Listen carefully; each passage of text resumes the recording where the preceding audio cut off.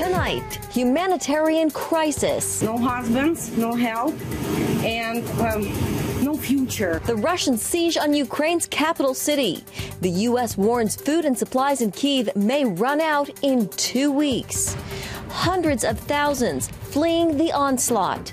Plus, the pain at the pump. Gas prices have absolutely exploded. The cost to fill up has never been higher. And burnout. The healthcare systems have been overrun. Healthcare workers leaving their jobs in droves. All this and more tonight on Faith Nation.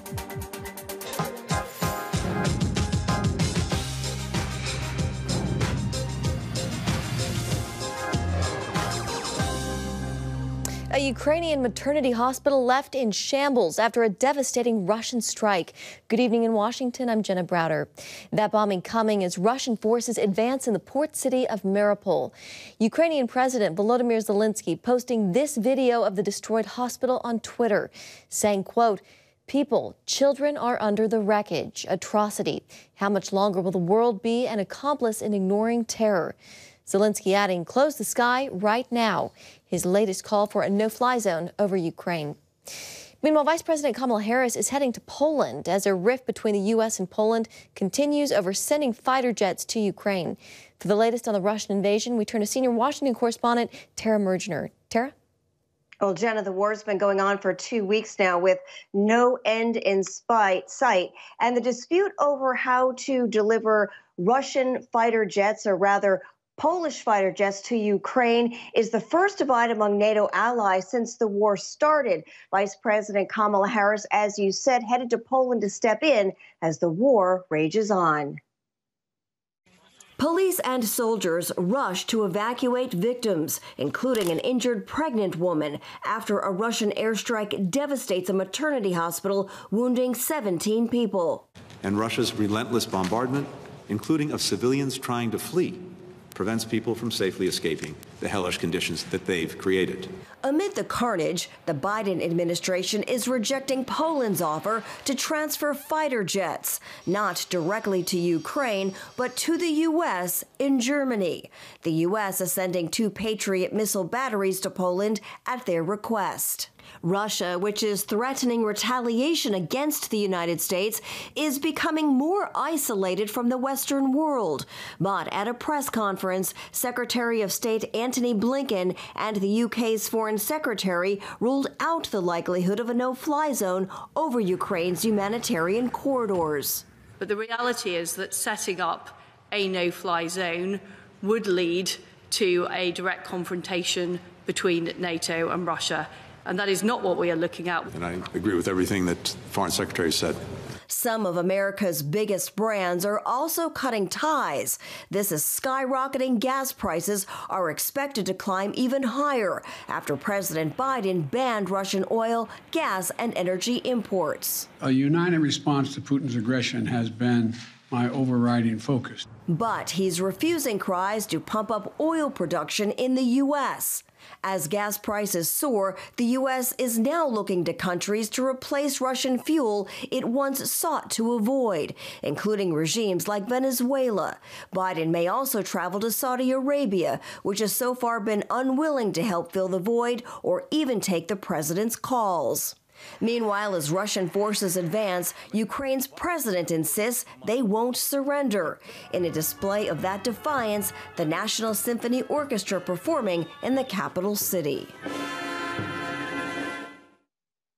Now, the 2 million refugees, made up mostly of women and children, represent about 4% of Ukraine's population. At least half of them are children. And by some estimates, some 4 million Ukrainians could flee their homeland as the crisis unfolds. Jenna.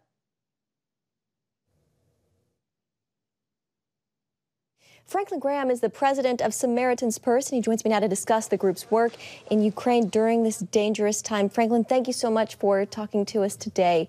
It's great to see you, as always. I know your son, Edward, is on the ground there in Ukraine. Have you been able to talk to him or hear about what he's seeing, what he's experiencing on the ground? I think, Jenna, probably the best word to describe is just chaos. There's hundreds of thousands of people streaming out of the country. Some people wait as long as 5 days at the Polish border to get across, with no place to sleep, sleeping outside, sleeping on the ground. It's very difficult. Of course, it's a war zone. You know, there's just confusion. But the people's spirits, I think, are strong. I'm very, you know, I've never seen a human migration like this in my life. Saw something similar in Rwanda during that conflict in Rwanda, but nothing like this. And they estimate over 1.5 million people have already fled, and by the end of the week, it may be close to 2 million. And to see mothers and children saying goodbye to their fathers, because fathers, if they're 18 to 69, that's military age, they don't let them leave the country. So the men stay behind and they kiss their wives and children goodbye. It's very difficult. If you could, Franklin, could you tell us about the work that your ministry is doing there on the ground? We've set up a field hospital in Lviv. It's a 58-bed unit. We hope to have it opening. We were hoping it was going to open tomorrow, but it looks like it's going to be toward the end of the week before we can get it open. Just a few last-minute technical issues, but we're set up in a very secure place. It's called a Tier 2 hospital. We have surgery capacity, 2 operating theaters. We have the emergency room. We have X-ray laboratory capabilities and 58 beds. And we can expand those beds if we need to. But right now we're going to start with 58 beds, and we're going to be there for the long haul. What is the biggest need you're seeing right now in this refugee crisis? The biggest need is prayer, Jenna. I can't stress that enough. We need to be praying for the people of the Ukraine. We've set up not only the hospital, we have a clinic down at the train station, seeing people as they come into the train station. They come from the other parts of the country into Lviv, and then from there they go on to Poland. But they get off the train wounded. Some of them, mothers have had babies on the train. It's just a heartbreaking scene, and there's no medical care. So we're putting up a little small clinic there, and for those that need to be hospitalized, we'll take them into our hospital. But prayer, Jenna, is the #1 thing, just encouraging Christians to pray. Pray for the people of the Ukraine, but pray for those of us that are there responding in Jesus' name, that we will be His light. We'll be a witness for Him in the middle of this crisis. All right, Franklin Graham, thank you so much. As Samaritan's Purse, we appreciate your time, and we wish you and your ministry all the best in Ukraine. Thank you. Thank you. Well, along with Samaritan's Purse, CBN's Operation Blessing is working to provide aid in this humanitarian crisis. OB is in Poland, providing critical relief to refugees flooding across the border. If you'd like to partner with Operation Blessing, text OB Crisis to 71777 or call 800-730-2537. Here at home, Russia's invasion of Ukraine is causing more pain at the pump. Mark Martin reports on the record high gas prices. AAA reports the average price for a gallon of regular unleaded gas is a whopping $4.25. It's the highest recorded average price in history. I love driving. I couldn't take a job sitting in a desk job.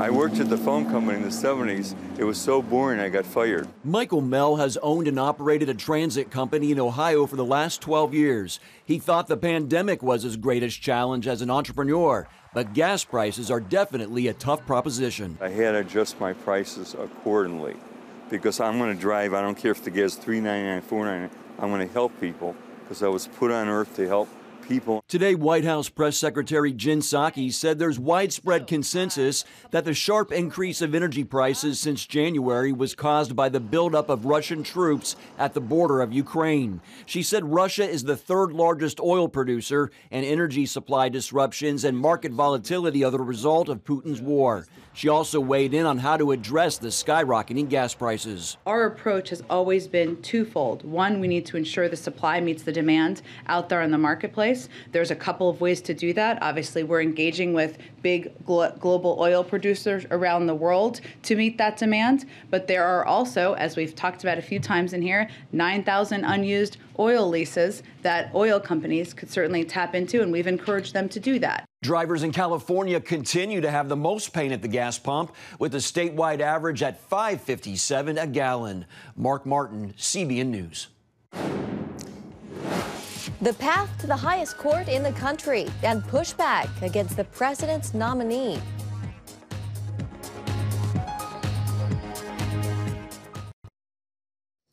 The road to the Supreme Court is looking a little rockier for President Biden's nominee, Judge Ketanji Brown Jackson, being met with mixed signals in meetings with Republican senators this week.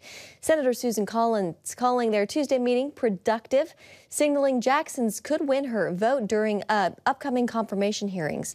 Senator Lindsey Graham, though, says he is likely a no.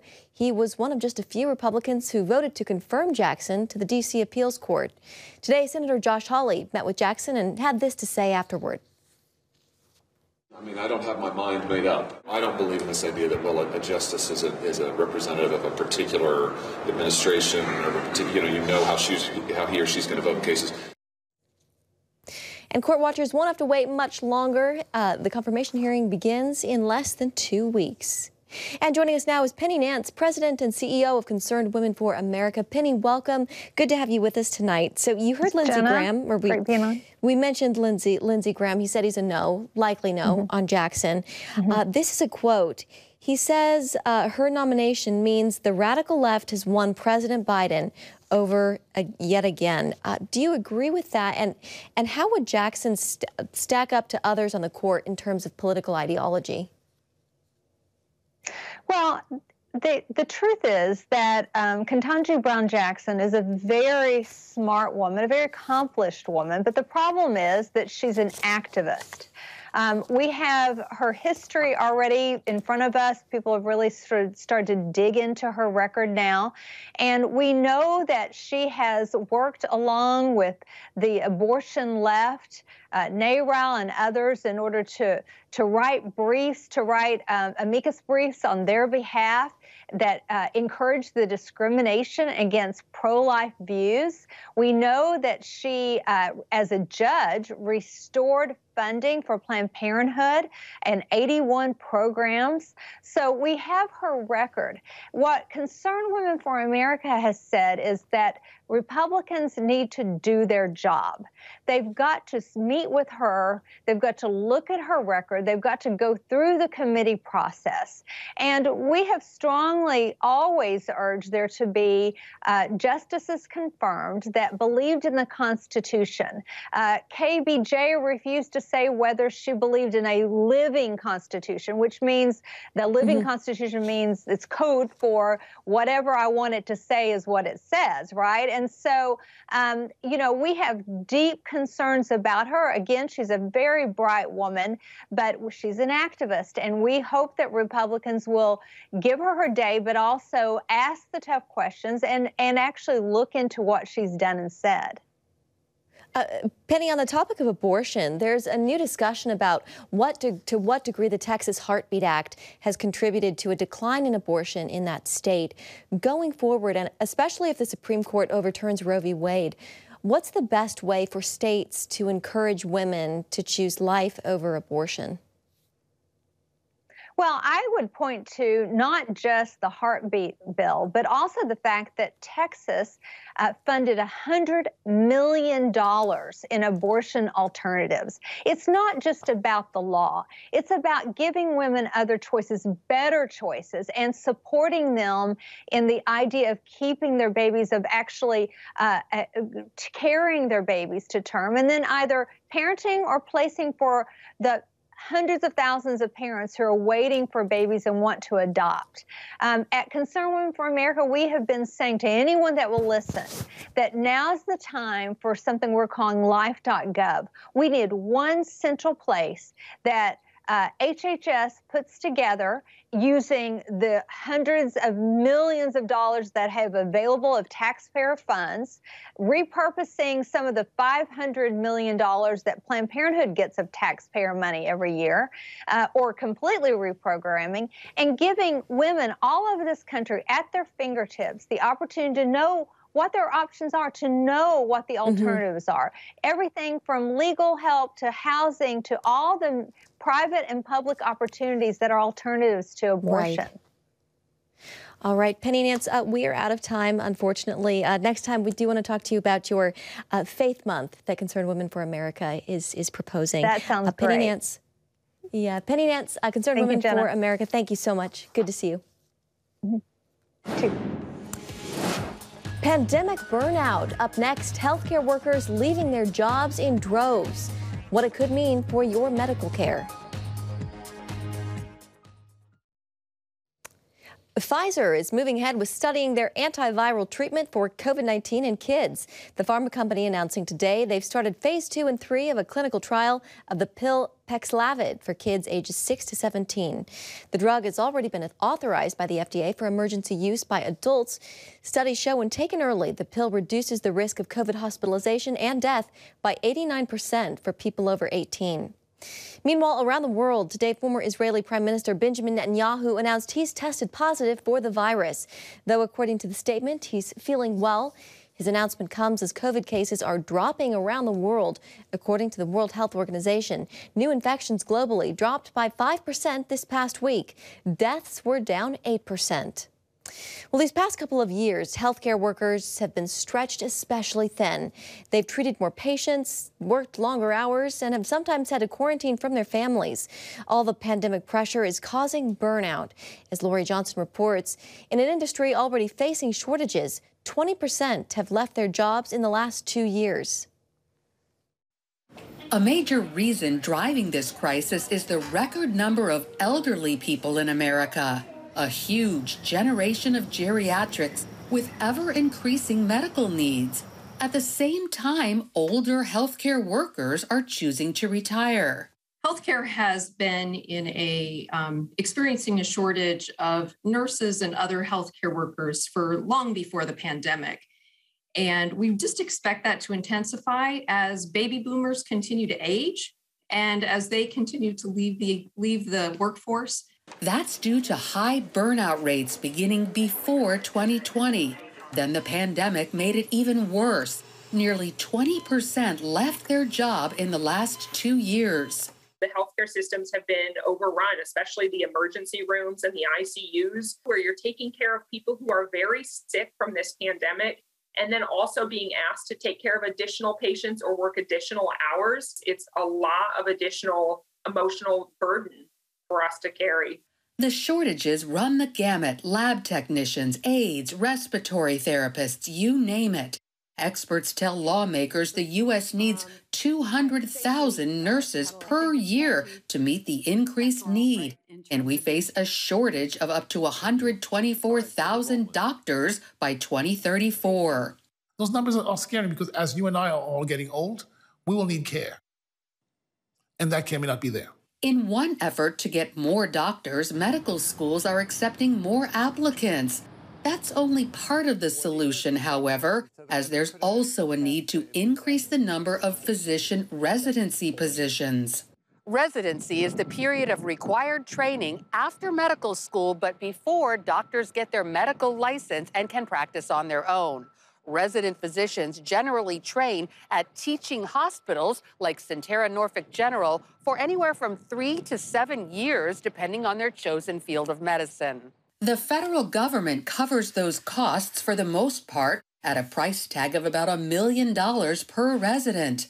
That allocation, though, has remained largely frozen since 1997, definitely not keeping up with the increased need. For a while there was we built medical schools without increasing the residency training capacity. And there was a bottleneck. That traffic jam could open up if Congress passes legislation to pay for another 14,000 residency positions. Some would be specifically for rural areas because after residency, doctors often stay put. Roughly 20-25% of America lives in rural America, but only 10% of the physicians are in rural America. Other new incentives may also help alleviate this shortage. Often, if you're in an underserved area, there's lots of loan forgiveness programs, both through governments and states, but also through hospital systems. Telehealth, one silver lining from the pandemic, allows fewer workers to see more patients. When it comes to nurses, one issue we found is that thousands of qualified nursing school applicants are being turned away. The blame is on enrollment caps, not enough full-time faculty, and a lack of clinical sites. To fix this and get more nurses into the field, some states are raising those caps, allowing part-time faculty to fill the gaps, and letting nursing students substitute clinical training with simulation hours. Yeah, generally, I think all of the changes that I've seen are things that are important changes. Meanwhile, hospitals do what they can to keep the nurses they have. The 5% market increase and the benefits enhancements that we've just announced in the last few weeks are meant to ensure that we recognize our team members' contributions and that we remain competitive in the markets that we serve. So while America invents new ways to attract and retain healthcare workers, young people who are wondering what they'll do when they grow up, and adults who might be looking to change careers may find healthcare appealing. Lori Johnson, CBN News.